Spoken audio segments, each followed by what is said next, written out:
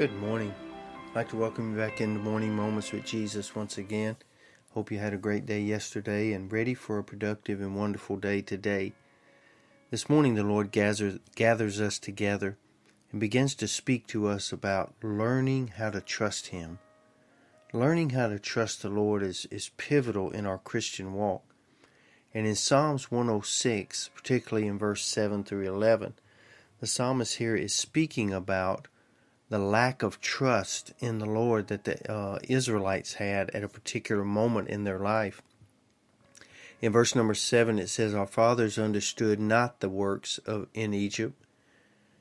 They remembered not the multitude of thy mercies, but provoked you at the sea, even at the Red Sea." And listen to verse 8. "Nevertheless he saved them for his name's sake, that he might make his mighty power to be known. He rebuked the Red Sea also, and it dried up. So he led them through the depths as through the wilderness. And he saved them from the hand of him that hated them, and redeemed them from the hand of the enemy. And the waters covered their enemy, and there was not one of them left." See, of all the messages that could be preached or heard and all the devotions that could be listened to, none of them will ever help us if we do not trust the Lord. There is no way for change to ever come into a person's life unless they first learn to take God at His word. See, it's important to understand how God works on our behalf. Also to remember the mercy that God has shown you over the span of your life. Reflect on that this morning. And although you may complain sometimes and you may question Him sometimes, He still saves you anyway. Not only your soul for eternity, but He saves you from things every day that you may not even know about. See, the Egyptians are classic examples to not only new converts but older believers as well. For this psalm refers to the famous Red Sea time in their life. And if we're honest this morning, we all have these moments when we must decide if we are going to trust God with His plan and His word. There are some beautiful chances here to really trust the Lord and watch His power at work. It's a truth that we all face problems, but all of them can teach us something about ourselves and about the wonderful power and protection of the Lord. See, one thing I noticed about this Red Sea experience that the Israelites had is, first and foremost, they had a problem in front of them, and that was the Red Sea. But I want you to understand this morning that it was God who led them to it. And if God led them to it, as we often say, He also had the power to lead them through it. It represents a testing of their faith in God because they had a problem with what was in front of them.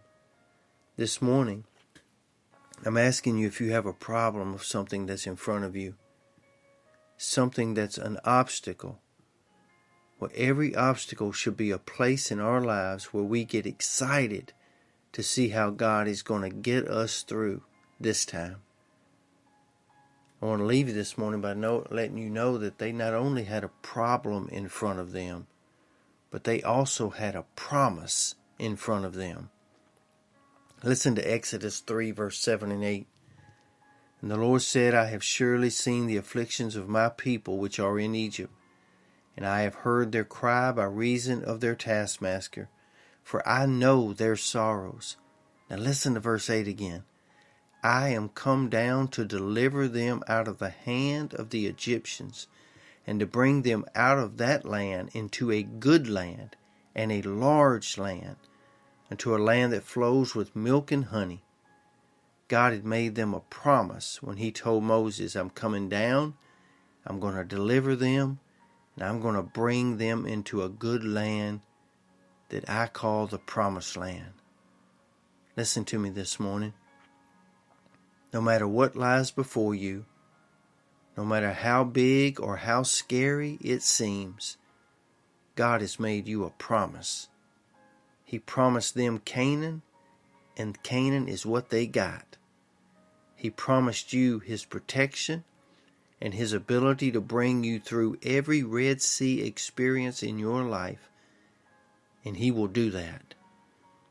Because Jesus Christ has bought every Red Sea in your life. And He will bring you through it. But you got to learn how to trust God. So today I speak that blessing over you. That in every way and every day, you'll learn more and more how to trust the Lord. After all, it's His plan. It's His world. We're just living through it. And all we have to do is trust Him. Because He's brought you this far. He's not about to leave you now. You be safe, you be strong, and you be blessed. Be a person today that says, I may not understand what's in front of me, but I know this. I trust the Lord. Lord's will, we'll see you back here again tomorrow. Do your best to spend your morning moments with Jesus. He will give you fresh revelation every day. You have a great day.